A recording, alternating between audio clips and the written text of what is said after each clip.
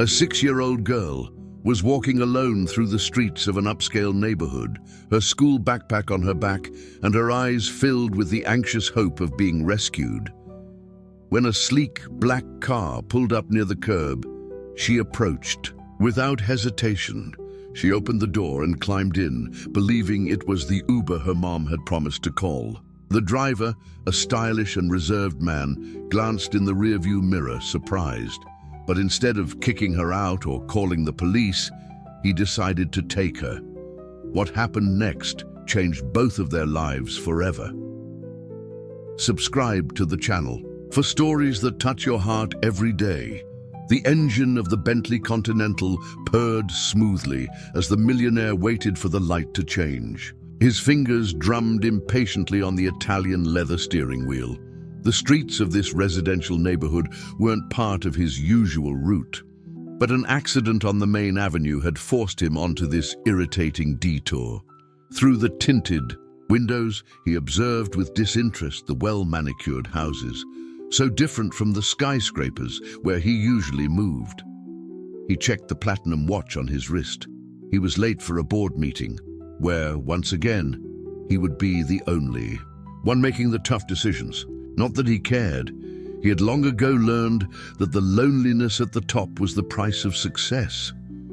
As he waited, his eyes caught something unusual. A little girl walking alone on the sidewalk. A colorful backpack on her back. A school uniform, slightly too big for her small frame, and large, attentive eyes scanning every passing car. She seemed lost, or worse, abandoned. Someone else's problem, he muttered to himself, looking away. The light turned green. He drove a few yards and stopped again, now to answer a call. That's when he felt a movement, the back door of his car opening without warning.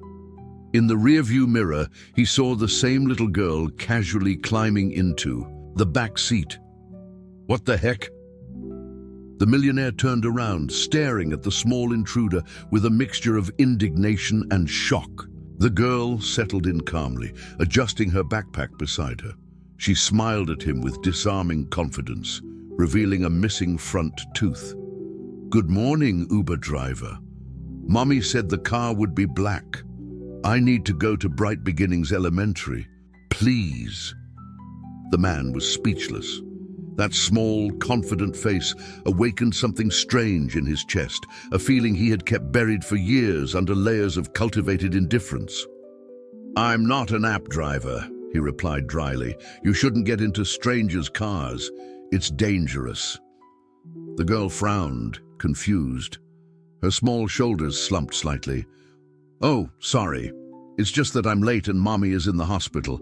She always orders Uber for me, but today the driver didn't come." Her voice trailed off. "I can get out if you want."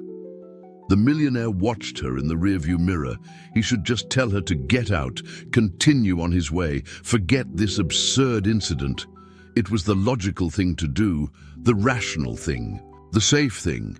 Instead, he heard himself ask, "What's the exact address of the school?" "Oak Street, number 42, she replied promptly, her face lighting up. "The teacher will be mad if I'm late again." The man hesitated for a long moment. The last time he had given someone a ride in his personal car was over 7 years ago. Since the accident, he preferred to drive alone, no chauffeur, no company. It was his moment of control amidst the chaos of the world. "Put on your seatbelt," he finally ordered, adjusting the GPS. The girl obeyed, still smiling. "Thank you, mister. What's your name?" "It doesn't matter," he replied, maneuvering the car back into traffic. "Mine doesn't either," she retorted with impeccable childlike logic, "but I like it when people call me by it anyway." The silence that followed was filled only by the soft hum of the engine and the tinkling of a small charm bracelet on the girl's wrist. For some reason, the millionaire couldn't stop looking at that childish piece of jewelry in the rearview mirror. He didn't know, as he drove through the tree-lined streets of the city, that his life had just taken a detour far more significant than the morning's traffic. The morning traffic flowed slowly, like a lazy river, The millionaire, normally annoyed by every minute lost, found himself strangely calm as he guided his luxurious vehicle towards the little passenger's school. "Do you have kids?" the girl asked, breaking the silence that had settled. The question hit him like a punch in the gut. His fingers tightened on the steering wheel, his knuckles whitening under his tanned skin. "No," he replied curtly. The girl studied his profile with genuine curiosity. "Are you married? Do you have a girlfriend? Do you always ask so many questions?" He retorted, uncomfortable. "Sorry," she mumbled, her small fingers fiddling with the strap of her backpack. "Mommy says I talk too much to strangers." "Your mother is right." A new silence hung between them, this time heavier. The girl bit her lip, looking out the window at the stores that were beginning to open. Her stomach rumbled audibly. "Are you hungry?" the millionaire asked, surprising himself. She nodded shyly. "A little. I didn't have time for breakfast today." Something about the way she said it, as if it were just another insignificant fact in her routine, bothered him deeply. Without thinking too much, he swerved the car into an elegant bakery nearby. "Wait here," he ordered, parking. "I'll get you something to eat." When he returned with a paper bag containing a croissant and a hot chocolate, he found her exactly where he had left her, looking with fascination at the car's control panel. "Your car looks like a spaceship," she commented, accepting the snack with wide eyes. "Thank you, mister. You're very nice." The millionaire watched in the rearview mirror as she bit into the croissant with childlike enthusiasm, crumbs falling onto her worn uniform. For some reason he couldn't explain, the scene affected him. "You said your mother is in the hospital," he commented, resuming the drive. "Who takes care of you while she's there?" The little girl swallowed before answering. "I take care of myself. I know how to make ramen noodles and heat up food in the microwave, and the neighbor in 302 sometimes invites me to dinner." She paused, taking a sip of chocolate. "Mommy will only be there for a few more days. That's what she always says." "Always? Is she hospitalized often?" The girl shrugged, a strangely adult gesture in her childish body. "Every now and then. She gets very tired, you know. She works in 2 places and studies at night." The millionaire adjusted the rearview mirror to observe her better. He noticed the clean but worn clothes, the shoes well tied, but with the sole beginning to come loose. The carefully combed hair held back with colorful elastics that didn't match. "And your dad? Where is he?" The question hung in the air like a soap bubble, fragile and fleeting. "I don't have a dad," she replied simply, without a trace of sadness. It was just a statement of fact, like saying the sky is blue. "Mommy says he was too important and busy to have a family, but it's okay. It's just the 2 of us and we manage just fine." Something about the way she spoke, that mixture of innocence and precocious maturity, touched a raw nerve in the man. He remembered his own childhood, the excuses he made up to his friends about his parents' constant absence, always too busy with their business empires. The GPS announced that they had arrived at their destination. A modest school with colorful walls and a small playground appeared on the right. Children in identical uniforms hurried inside, some holding hands with parents, others getting out of school vans. The girl gathered her backpack, quickly finishing her chocolate. "We're here. Thank you so much for the Uber and the breakfast, mister. You're the best driver I've ever had." Before he could correct the misunderstanding again, she opened the door, ready to leave. But then she hesitated, turning to him with large, expressive eyes. "If you want, you can have this. It's to say thank you." She held out something small and colorful in his direction, a little bracelet made of beads, clearly handmade. "I made it myself. Mommy says we should always pay it forward when someone helps us." The millionaire stood still, staring at the small object as if it were something alien. He couldn't remember the last time he had received a gift without ulterior motives. The millionaire watched the small figure run towards the school gate, her backpack swaying comically against her narrow back. The colorful bracelet rested on the center console of the car like an anomaly amidst the monochromatic interior. He didn't touch it. He just started the engine and drove away slowly. 3 missed calls from his executive assistant, 2 urgent messages from the legal department, a notification about the board meeting that had already started without him. The world was spinning at its usual speed again. During the meeting, sitting at the head of the long marble table, the man maintained the impassive expression that was his trademark. He discussed mergers, approved layoffs, vetoed proposals, all with the calculated coldness that had made him legendary in power circles. No one noticed that occasionally his gaze wandered to the panoramic window as if searching for something in the clouds that floated over the city. "Is there a problem with the financial report?" asked the CFO, noticing his momentary distraction.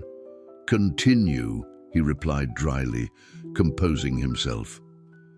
At the end of the day, in his meticulously decorated penthouse apartment, the millionaire poured himself a rare scotch. The amber liquid swirled in the crystal glass as he contemplated the city that stretched out at his feet, a carpet of twinkling lights under the darkening sky. A secret compartment in his bookshelf held the only photographs he kept, he and his wife on their wedding day. The ultrasound of the daughter he never got to meet, the newspaper clipping about the accident that had taken them both from him. 7 years had passed, and he had built an even bigger empire since then, as if each new billion could fill the void he carried. His phone rang. It was his assistant with another crisis to resolve. Work. There was always work. It was his refuge, his fortress, his justification for his cultivated loneliness. But that night, work couldn't capture his attention completely. His treacherous mind returned to the morning scene. A little girl casually getting into his car, talking about Uber and being late for school, as if the world was still a safe place and people were trustworthy. "Nonsense," he muttered to himself, downing the rest of the scotch in one gulp. Tomorrow would be just another day, and that strange interlude in his routine would be forgotten, as it should be. But the next morning, he surprised himself by following the same detour as the day before, slowing down as he passed the same sidewalk where he had seen the girl. He told himself it was just curiosity, verification, liability maybe. There was no sign of her. He felt a relief mixed with something indefinable. He would leave. That's when he saw her, coming out of an old building a few blocks ahead. The same uniform, the same colorful backpack, alone again. Against all his instincts, he parked the car. He watched her from the safe distance of his armored vehicle. The girl was walking with her head down, dragging her feet. She seemed smaller, today more fragile, or maybe it was just his eyes seeing too much. When she approached a bus stop, he lowered the passenger window. "Hey," he called, feeling ridiculously awkward. "Need a ride to school?" Her face lit up with an immediate recognition that disconcerted him, as if he were someone important, someone expected. "Uber driver," she exclaimed, approaching. Then she frowned, correcting herself. "I mean fancy car man. You're back."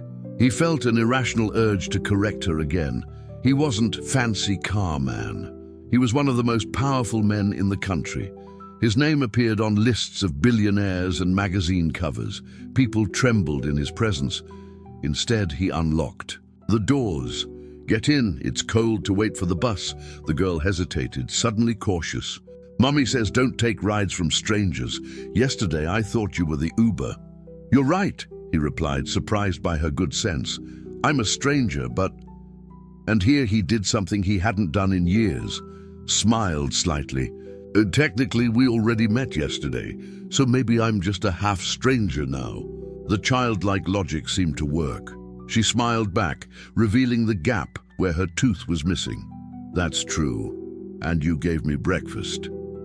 As she got in, settling into the same spot as the day before, the millionaire noticed the colorful bracelet. still on the center console. He hadn't removed it. The little girl followed his gaze. "Didn't you like the present?" He cleared his throat, embarrassed. "I did. It's just, I don't wear bracelets." "You can keep it then," she shrugged pragmatically. "For good luck." The following days brought a strange routine to the Millionaire's mornings. Without any explicit agreement or planning, he began to wait for the girl in the same location, always around 7:15. She would appear punctually from the same old building, now with a small wave of recognition when she spotted him. On the third day, the girl got into the car carrying a drawing made with colored markers, a disproportionate male figure next to a black rectangle which, judging by the context, could only be his car. "I made it for you," she explained, handing over the crumpled sheet. "The teacher asked us to draw someone special." The millionaire observed the drawing with an almost scientific curiosity. He hadn't received children's art since, well, he had never received it. His walls displayed works by renowned masters, paintings valued at millions, acquired more as investments than for aesthetic appreciation. "Thank you," he replied, carefully placing the paper in the glove compartment. On the fourth day, she brought a piece of cake wrapped in a napkin. "The neighbor in 302 made it yesterday. I saved a piece for you." The cake was slightly squashed, with obvious marks of small fingers around the edges. The millionaire didn't eat sweets. His diet was strictly controlled by nutritionists. Still, under the child's expectant gaze, he took a small bite. "It's good," he commented, genuinely surprised by the homemade flavor. On the fifth day, she got in silently, eyes red, nose running. "What happened?" he asked, concern seeping into his normally controlled voice. "Nothing," she replied automatically, as children do when they don't want to bother adults with their problems. Silence hung between them as the car glided through the morning traffic. The millionaire adjusted the rearview mirror several times, watching the little passenger stare out the window with disproportionate intensity. "Are you sick?" he tried again.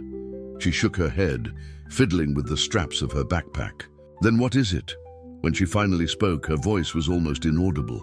"Some boys at school. They said my uniform is ugly and old, and that I don't even have a dad." The millionaire felt a surge of anger that caught him completely off guard. A visceral reaction he hadn't experienced in years. His hand tightened on the steering wheel. "Those boys are wrong," he said firmly. "Your uniform is adequate, and many children don't have a father.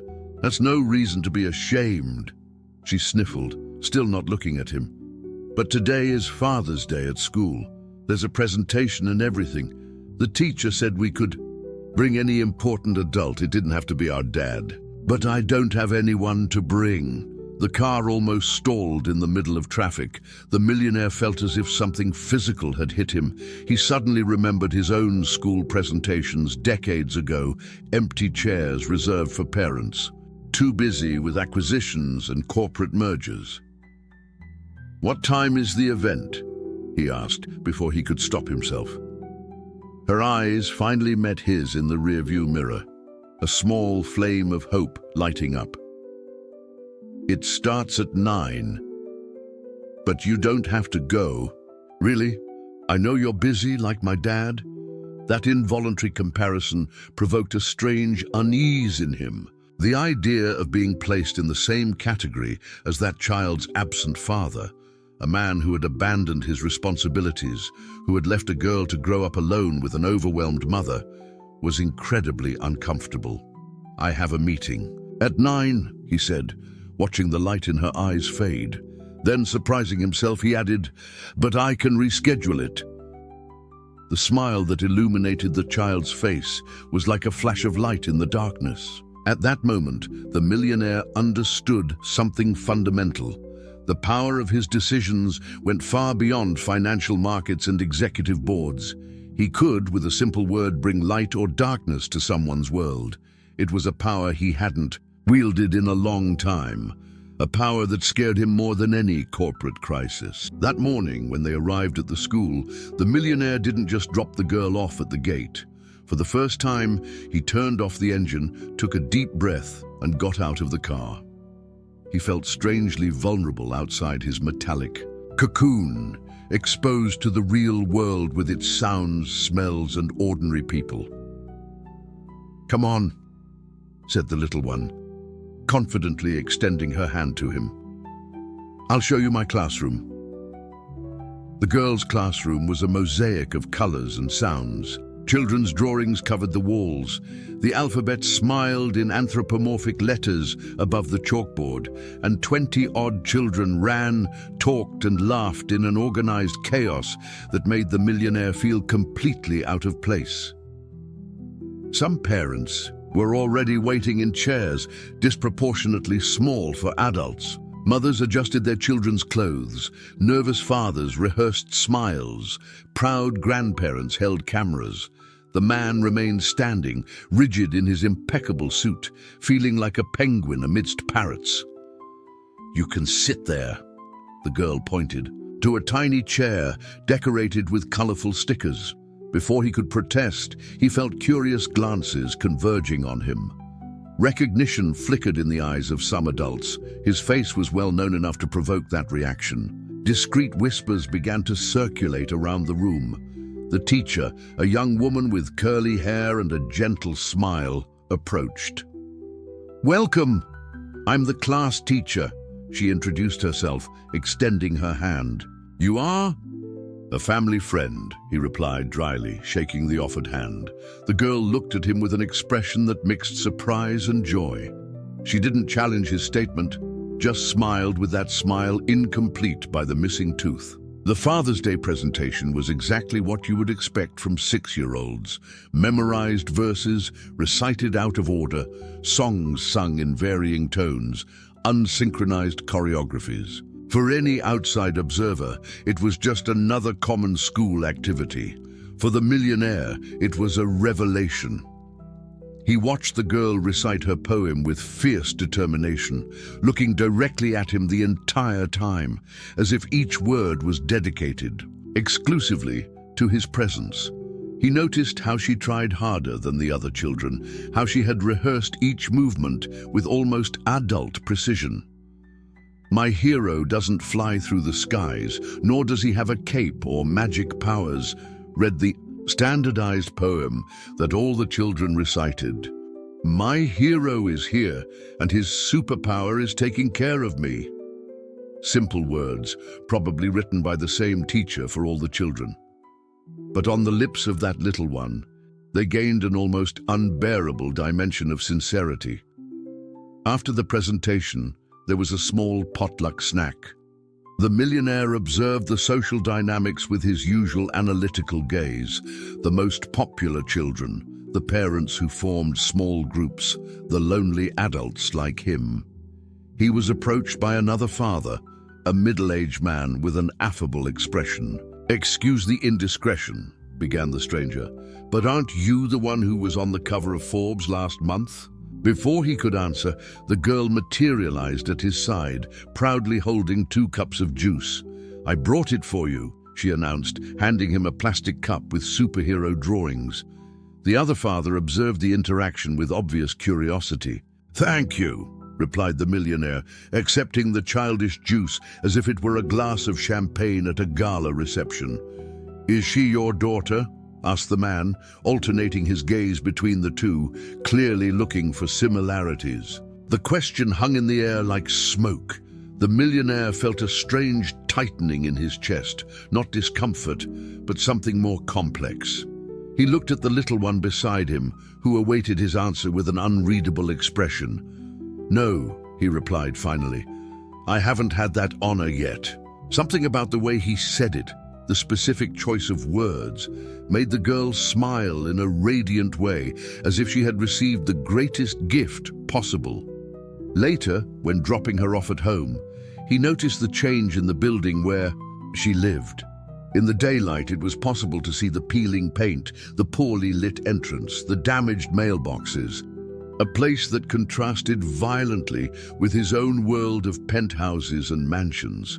"Want to see my apartment?" she invited with childlike naturalness. "I can show you my collection of colorful pebbles." The millionaire hesitated. He was about to refuse when he noticed something: a crumpled medical flyer in the girl's half-open backpack. The header of County General Hospital was visible, along with some partially legible words: treatment, prolonged hospitalization, social services. "Is your mum still in the hospital?" he asked, feeling a growing concern. The little one nodded, her smile faltering slightly. "She needed to stay longer this time, but the neighbor in 302 is keeping an eye on me." A 6-year-old child, essentially alone in an apartment, depending on the intermittent charity of neighbors. "I'll see your apartment," he decided, turning off the engine.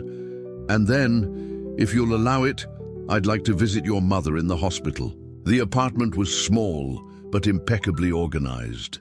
Every inch of the limited space had been used with an efficiency that impressed even the millionaire, accustomed to environments planned by renowned designers. In the tiny living room, a worn sofa bed shared space with a dining table that clearly also served as a desk, evidenced by the college textbooks stacked at one end. "This is Mommy's corner," explained the girl, pointing to the books. "She studies nursing at night after she gets off work." The millionaire discreetly examined the titles: anatomy, pharmacology, intensive care, advanced studies, not just a basic technical course. "And here's my corner," she announced proudly, showing a small space in the corner of the room where a colorful box held children's books and well cared for, though visibly old toys. There were no luxuries, but there was no neglect either. Each object, however simple, showed signs of care: clean toys, clothes neatly mended, a few plants in improvised pots bringing life to the environment. In the small kitchen, the refrigerator displayed drawings held by colorful magnets. One in particular caught the millionaire's attention: a young woman with dark hair holding the hand of a simplified version of the girl. Both smiled under a radiant sun. "Mommy and me when she gets out of the hospital," read the caption in awkward, childish handwriting. "Does your mother get sick often?" he asked, feeling a growing unease. The girl shrugged, opening the refrigerator to show its contents organized in labeled containers. "She gets very tired. She works in 2 places and still studies. The doctor said she needs to rest, but she always says she doesn't have time for that." A familiar story to the millionaire, who had built his empire on the premise that rest was an unnecessary luxury. The difference was that he could pay the price of his obsession with physical comfort. That unknown woman paid with her health. "Can I visit your mother today?" he asked, decided. The girl agreed enthusiastically, showing him the visiting hours noted on the refrigerator door. She explained with a seriousness disproportionate to her age how to get to the room, which bus to take, which nurses were nicer. The afternoon was already advancing when the millionaire entered County General Hospital. The contrast with the private clinics where he was usually treated was glaring: peeling walls, endless queues, visibly outdated equipment. He felt out of place in his Italian suit as he followed through the crowded corridors. He found the room following the precise instructions of the little one. It was a communal ward with 6 beds, separated only by thin curtains. In the 3rd bed, he found a young woman, surprisingly young, with dark hair and delicate features, even marked by fatigue. She slept deeply, connected to a basic heart monitor and an IV drip. He approached cautiously, not knowing exactly what he was doing there. For the first time in years, he was acting on pure impulse, without calculated plans or expectations. On the small table next to the bed, he saw a partially open folder of exams. Normally, he would never invade someone else's privacy, but something impelled him. Perhaps the genuine concern for the girl, perhaps simple curiosity. The documents revealed a worrying picture: severe exhaustion, anemia, early signs of heart damage. Patient refuses to remain hospitalized for the recommended time due to concerns about minor daughter and work commitments. Read a medical note. Flipping through a few more papers, he found something that made his heart literally stop for a second. An old photo stapled to an admission form from 7 years ago. In it, the same woman, younger, wearing a nurse's uniform at an elite private hospital. The same one where his wife had given birth to his daughter before the fatal accident. Memories struggled to emerge in his mind. That face, there was something familiar about it. He checked the full name on the form and felt the world spin around him. It was her, the nurse who had cared for his wife during the difficult pregnancy, the gentle young woman who held her hand during contractions, who wiped away her tears of happiness when she heard her daughter's first cry. The dedicated professional who had later tried to contact him repeatedly after the accident. Messages that he had never answered sunk in his own grief. With trembling fingers, he checked the dates on the oldest documents. The hospitalization 7 years ago had been for childbirth, the birth of a girl who would now be 6 years old. His eyes turned to the sleeping woman, studying her face as if he was seeing it for the first time. The same high cheekbones, the same jawline, the same smooth line of the eyebrow. Features that he now saw every day, reflected in the face of a child who had accidentally gotten into his car. He searched frantically for more confirmations. He found them in a family history form, filled out for medical history purposes, where the space for the child's father's name contained only a dash and a side note: biological father did not acknowledge paternity. The revelation hit him like an avalanche, blowing all his certainties away like dry leaves in the wind. The truth was there, crystal clear. The girl that fate had placed in his path, who had gotten into his car by mistake that morning, was his biological daughter. A daughter he didn't even know existed. A daughter who lived in a tiny apartment, eating food from labeled containers while he accumulated wealth in empty mansions. A daughter who had grown up calling him Fancy Car Man, while forever waiting for the return of a father who had never acknowledged her existence. He stumbled to a nearby chair, his legs refusing to support him. For the first time since his wife's funeral, the powerful millionaire allowed himself to cry. The silence in the hospital room was broken only by the rhythmic beeping of the heart monitor and the soft breathing of the sleeping woman. The millionaire remained seated in the uncomfortable plastic chair, as still as a statue, while his mind worked at a frenetic speed. The pieces of the puzzle fit together with devastating precision. The young nurse who had cared for his wife during the difficult pregnancy. The attempts to contact him after the accident that he had systematically ignored, immersed in his own grief. The involuntary abandonment of a pregnant woman who had probably tried desperately to reach him. And now, by a coincidence, or was it destiny, the daughter he never knew he had literally gotten into his car. The woman moved slightly, her eyes still closed. The monitor showed a slight acceleration in her heartbeat. The man thought about leaving before she woke up. What would he say? How would he explain his presence there? "Are you here to take my medical records for insurance?" The voice, though weak, surprised him. She had awakened silently and was now watching him with dark, penetrating eyes, the same eyes as the girl, he realized. "No," he replied, unable to elaborate anything more complex. "Then, are you from social services?" she continued, trying to sit up with some difficulty. "I've explained several times. I have a support network for my daughter. The neighbor in 302 takes care of her when needed. We don't need intervention." The millionaire took a deep breath, searching for words. How could he summarize the situation? How could he explain that he had just discovered he was the biological father of the child he had been driving to school for almost a week? "I'm the driver who's been taking your daughter to school," he said finally. The woman froze, all color abandoning her already pale face. What driver? What are you talking about?" The revelation of the girl's naivety in getting into a stranger's car, believing it was a transportation service hired by her mother, would not be well received by any responsible parent. The millionaire realized his mistake too late. "She's fine," he hastened to assure her. "Perfectly fine. There was a misunderstanding. She got into my car thinking I was a ride-share driver. I realized she was alone and took her to school safely. Since then, I've been helping with transportation." The woman's eyes widened in horror and disbelief.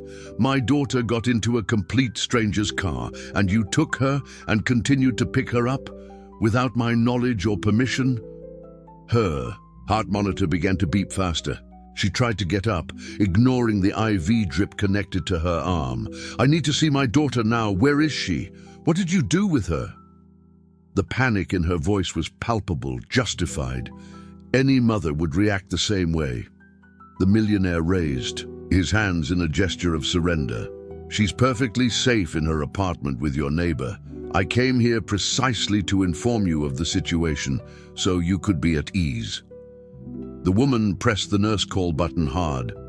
"Why would I believe you? Who are you? Why are you doing this?" It was the moment, the final question that demanded an honest answer. The man took a deep breath, then uttered his name. The one that adorned buildings, companies, and headlines. The recognition was instantaneous. The woman paled even further, if that was possible. Her eyes revealed a succession of emotions: surprise, understanding, and finally, a different kind of fear. "You know," she whispered. "I just found out," he replied truthfully. A nurse rushed into the room, alerted by the monitor. "What's going on here, sir? Visitors aren't supposed to—" "It's okay," interrupted the patient without taking her eyes off the millionaire. "I just need a moment alone with this person." When they were alone again, a dense silence hung between them. Years of untold stories, of paths that could have crossed, of a paternity denied without knowledge. "Why didn't you look for me?" he asked finally. A bitter laugh escaped her lips. "I did. Dozens of times. I called, sent letters, emails, tried through acquaintances at the hospital. You had just lost your wife and daughter. You were inaccessible to the world, let alone to a nurse with whom you had a moment of weakness during a difficult time." The millionaire vaguely remembered those turbulent weeks after the birth and before the accident. The stress, the worry about his wife who was recovering slowly, the company problems, and yes, a moment of connection with the gentle nurse who seemed to be the only one who truly understood his fear. A moment that had resulted in a child who, ironically, had come to fill the exact void left by the daughter he had lost in the accident. "I intend to assume my responsibilities," he declared with the same firmness he used in business meetings. "Financially, legally, emotionally. I want to participate in her life." The woman studied him for a long time, her face a mask of caution and maternal protection. "It's not that simple," she replied finally. "She's not a contract you can sign and resolve. She's a person, a child who has lived 6 years without a father. I know that, and I'm willing to—" "She doesn't need your charity," she interrupted, a spark of pride igniting in her exhausted eyes. "I've taken care of her alone all this time. I will continue to take care of her." The millionaire recognized in her the same determination he saw daily in his daughter, that strength disproportionate to physical size. It was disconcerting to find someone who didn't immediately bow to his will, who didn't see his fortune as a solution to everything. "It's not charity," he replied with a calmness he didn't feel. "It's responsibility. It's desire. I want to get to know her as a father." "Only to disappear again when the novelty wears off," she retorted. "To make her get attached and then abandon her when your business empire demands your exclusive attention." The words hit their mark with surgical precision. It was exactly what his own parents had done to him. Expensive gifts replacing presence, promises rarely kept, absences, explained by important meetings. "I won't repeat those mistakes," he said, more to himself than to her. In the days that followed, the millionaire found himself navigating uncharted territory. For the first time in his adult life, he faced a challenge that couldn't be solved. With money, power, or connections, he needed to prove something much more fundamental: his ability to be a father. The girl's mother was discharged from the hospital but still needed rest. Reluctantly, she accepted financial help for her treatment, although she made a point of documenting everything as an advance on child support, a term that made it clear that she didn't consider the aid a generosity, but a delayed obligation. The millionaire reduced his workload for the first time in decades, delegating decisions that he had previously considered essential to his direct supervision. His personal assistant almost fainted when he blocked out 2 hours daily in his schedule.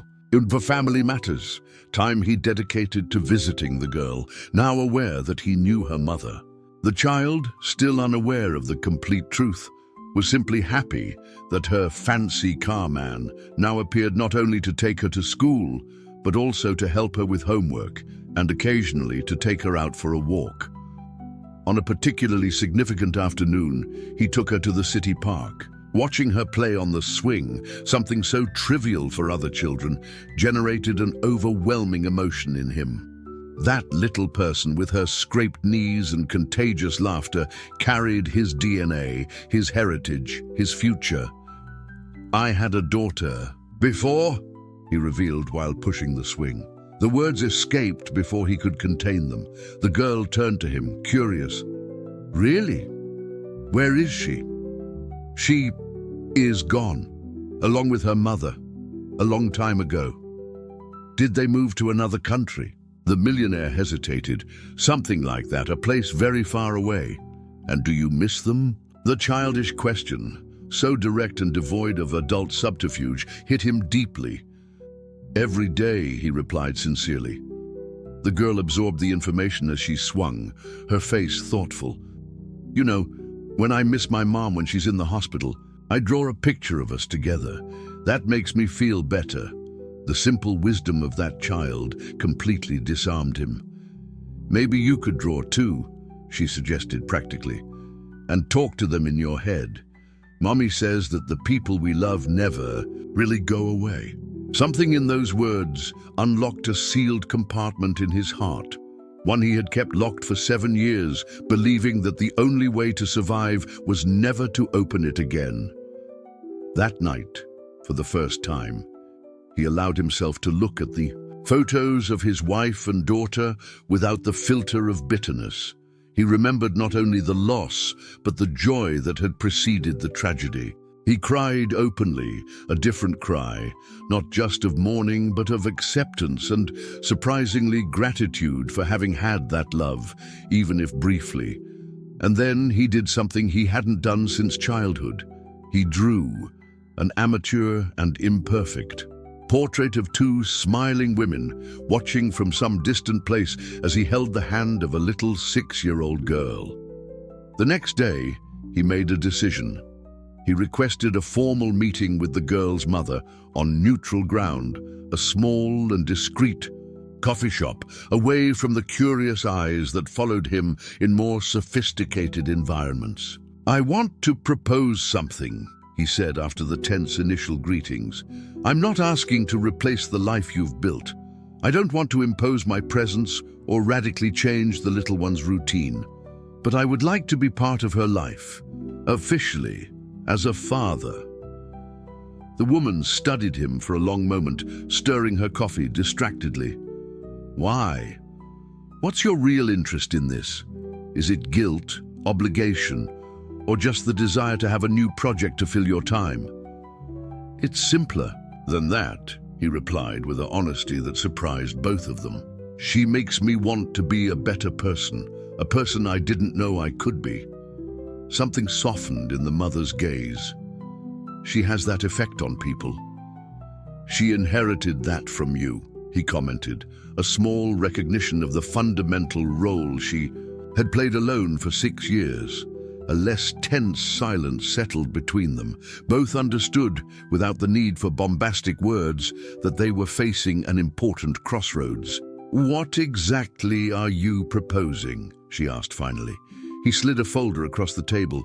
It didn't contain legal papers or legal threats, as she might have expected. Just drawings, the girl's and his own, made the night before. "I propose we build a bridge," he replied simply. "One that she can cross freely between two worlds, without having to choose or abandon any of them." The woman examined the drawings, especially the one made by him, so revealing in its hesitant strokes, so different from the public image of the powerful, ruthless businessman. "This won't be easy," she warned. "There are many complications." "Life is rarely easy," he agreed. "But I've recently learned that the most difficult things can be the ones that are most worthwhile." That afternoon, they made a preliminary agreement. Not a formal contract, but a commitment between adults who recognized that the well-being of a child was above any resentments or wounded prides. They agreed that the revelation would be gradual, that the girl would need time, that everyone would need it. And so, the millionaire took the first official step on a journey for which none of his degrees or business achievements had prepared him. The journey of becoming a father. The moment chosen for the first meaningful conversation with the girl was a sunny Saturday at the city zoo, a neutral environment full of positive distractions in case the emotion became too intense. The mother would be present, a familiar anchor in the storm of revelations that was approaching. The millionaire had lost sleep the night before, mentally rehearsing different approaches. How to explain to a 6-year-old that the man she knew as Fancy Car Man was, in fact, her biological father. How to justify 6 years of absence without burdening her with details inappropriate for her age. While watching the flamingos, the girl held an ice cream cone that was melting faster than she could eat it, creating small, sticky rivers between her fingers.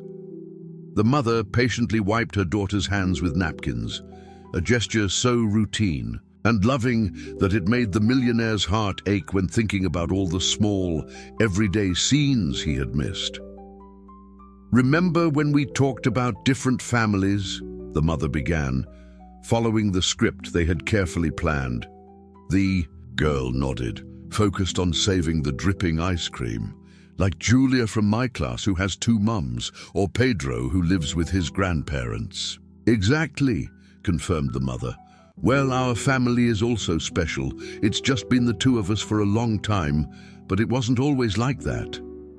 The child looked at her, curiosity evident in her gaze. "Because of my dad, who was too busy?"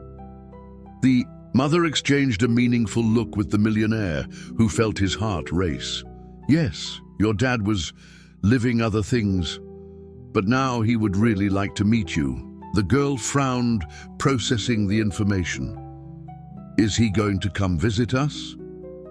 "Actually, you already know him," the mother replied gently.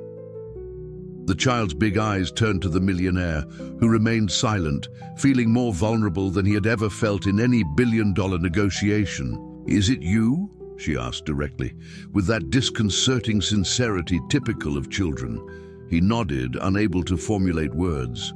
The girl studied him intently, as if seeing him for the first time. Her small face transitioned through several expressions, in rapid succession: confusion, surprise, distrust, curiosity. "Is that why you started taking me to school? Because you found out you're my dad?" "No," he replied honestly. "I started taking you because you got into my car, thinking I was a driver. I only found out I was your dad later, when I visited your mother in the hospital." The child absorbed the information, absent-mindedly licking the melting ice cream. "And why didn't you ever come before?" The question he feared most. The mother intervened gently. "Sometimes adults make mistakes, honey. Your dad didn't know about you." "How does someone not know they have a daughter?" questioned the girl, her childhood logic implacable. The millionaire felt he owed her that answer.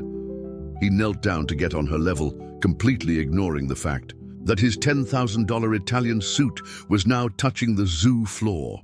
"I was lost," he explained in simple words. "Something very sad happened in my life, and I was so focused on my own pain that I didn't see your mother's messages trying to find me to tell me about you." The girl considered this thoughtfully. "You were sad because your wife and your daughter went to a place far away." He nodded, surprised that she remembered that conversation in the park. "And now you're not sad anymore?" "I'm still sad sometimes," he admitted. "But finding you has brought me a joy I haven't felt in a long time." The girl was silent for a long moment, her ice cream forgotten. Then, with the surprising practicality she had demonstrated before, she asked, "So now, you're going to be my real dad? Are you going to pick me up from school and read me stories before bed?" A lump formed in the millionaire's throat. "If you want, yes, I would really like that." "And Mommy? Your mother will always be your mother," he assured her quickly. "Nothing will change that. She has taken care of you all these years, and she will continue to be the most important person in your life." The child looked at her mother, seeking confirmation. The woman smiled, although her eyes sparkled with contained tears. "Are you two going to get married now?" asked the girl, following the direct logic of children's stories. The adults exchanged embarrassed glances. "No, honey," explained the mother. "We're not dating. We're partners in the most important task in the world, taking care of you." The girl seemed to consider this deeply. Then, with the flexible acceptance typical of childhood, she shrugged. "Okay, can I see the monkeys now?" And so, with the simplicity that only children possess, she began to integrate this new reality into her world. There were no big emotional outbursts, no dramatic rejection, no instant and unrestricted acceptance, just curiosity, some practical questions, and a genuine desire to continue her walk in the zoo. As they walked towards the primate enclosure, the girl spontaneously extended her ice cream sticky hand to the millionaire. He accepted it without hesitation, completely ignoring the stain that would form on his tailored shirt. In that simple moment, holding hands with his daughter for the first time, the man understood a fundamental truth. True power was not in the empires he had built, but in that small, trusting hand in his. 6 months had passed since the revelation. At the zoo, autumn gave way to winter, which yielded to spring, a perfect metaphor for the transformations occurring in the millionaire's life and that of his newfound family. The corporate world was in shock when the ruthless tycoon announced that he would reduce his executive duties to dedicate significant time to personal matters. Rumors spread quickly: health problems, a secret coup on the board, perhaps a new international acquisition that required his exclusive attention. The truth was much simpler and infinitely more precious. He was learning to be a father. It wasn't a path without obstacles. There were moments of tension, especially in the first weeks. The press eventually discovered the story, creating sensational headlines that demanded careful strategies to protect the girl's privacy. Some publicly questioned his intentions, suggesting that late paternity was just a public relations stunt to humanize his calculating image. But for every external challenge, there was a small personal victory that sustained him. The first drawing the daughter made for Real Father's Day. The first time she fell asleep confidently in his arms during a movie night. The moment when, spontaneously, she called him Dad instead of Mr. or his formal name. The mother also navigated her own adaptations.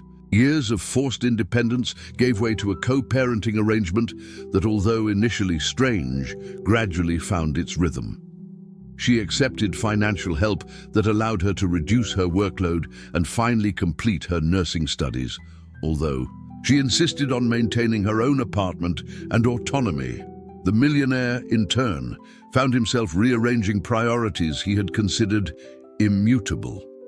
Board meetings that had once seemed like matters of life and death now seemed trivial compared to school plays or pediatric appointments. His minimalist and impersonal apartment gradually gained colorful touches. Drawings on the refrigerator door, children's books on the coffee table, a growing collection of special rocks found in the park. On one particularly meaningful Sunday, the millionaire was making pancakes in the kitchen of his apartment, a newly acquired skill that he still performed with the meticulousness of a delicate surgery. His daughter watched, sitting on the counter, swinging her legs and offering critical supervision to the process. "Dad," she called, using the word that still made his heart skip a beat. "Can I ask you something important?" "Of course," he replied, flipping a pancake with excessive concentration. "Are you still sad about your first daughter?" The spatula froze in the air. The unexpected question, asked with that direct innocence that only children possess, touched a raw nerve. But unlike before, he didn't feel the usual panic, just a gentle melancholy. "Yes," he replied honestly. "I think I'll always feel a little sadness for not having seen her grow up." The girl nodded thoughtfully. "I have an idea. We can do something. Nice to remember her. At school, when Annie's bird died, we planted a tree. They say that way the person becomes a star that shines up there." His eyes burned with unshed tears. The wisdom of this 6-year-old continued to surprise him every day. "That's a wonderful idea," he managed to answer. "How about we plant a cherry tree? They bloom in the spring with beautiful flowers." The girl's face lit up. "Yes, and we can put a bench under it to sit and talk to her." That afternoon, they planted a young cherry tree in the garden of the new house that the millionaire had bought. Not an ostentatious mansion, as would have been his previous style, but a cozy house with a spacious backyard, close enough so that the girl could continue in the same school and maintain her friendships. While they dug together, his daughter's small hands working alongside his, he reflected on the extraordinary journey of the last few months. How a simple mistake, a child getting into the wrong car, had completely redesigned the map of his existence. His first daughter, the one he never got to meet, would always be in his heart. The pain of losing her would never disappear completely. But now he understood that honoring her didn't mean imprisoning himself eternally in grief. It meant living fully, loving bravely, giving his second chance his best.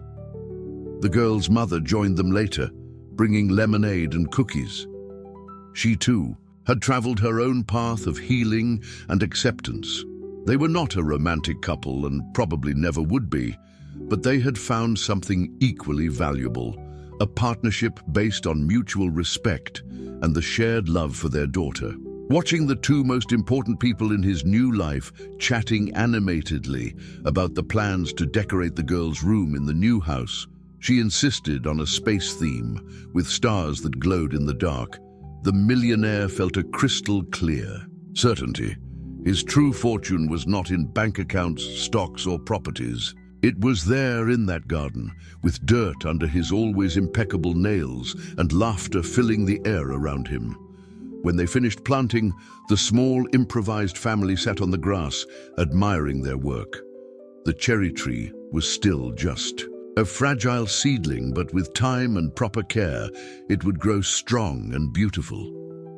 "You know," said the girl, leaning comfortably against her father's shoulder, "I think she's happy now." "Who?" he asked softly. "Your first daughter. I think she's happy because you're not alone anymore." A tear finally escaped, sliding silently down the face of the man who had once prided himself on never showing emotions. "I think you're right," he agreed, hugging her gently. That night, after putting his daughter to sleep, a ritual that now included a story, a glass of water, and the meticulous verification of the absence of monsters under the bed. The millionaire sat on the back deck, contemplating the bright stars above. For 7 long years, he had lived like an automaton, existing without truly living.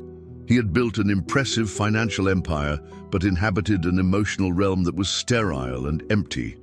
Now, paradoxically, by reducing his business empire, his world had expanded infinitely. He had discovered riches that no bank account could measure, the sound of his daughter's laughter, the growing confidence in her eyes, the honor of being present for the small and large moments of her life. The business tycoon, known for his calculating coldness, had learned the most valuable lesson not in the corridors of power, but through the eyes of a child. True success is not measured by what you accumulate, but by the love you give and receive along the way. And that, he reflected as the stars twinkled above like silent witnesses, was the only legacy that really mattered. If this story touched you, subscribe to the channel and turn on notifications to receive new stories every day. What would you do in the Millionaire's place? Comment below and share this story with someone special.